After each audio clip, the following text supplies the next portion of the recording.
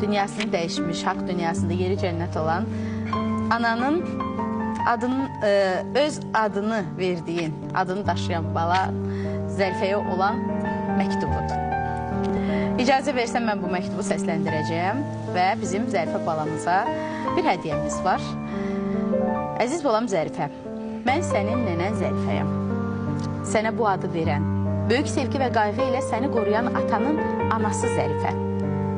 Sən isə adıma yenidən nəfəs verib yaşadan nazlı nəvəm Zərifə.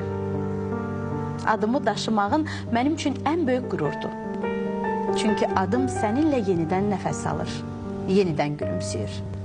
Səni görmək mənə qismət olmadı, amma inanıram ki, sən nur kimi parlayacaqsan.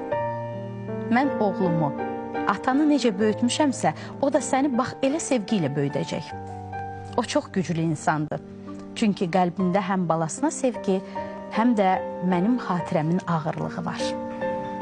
Mən sənin Zərifə nənən. Sən mənim Zərifə nəvəm.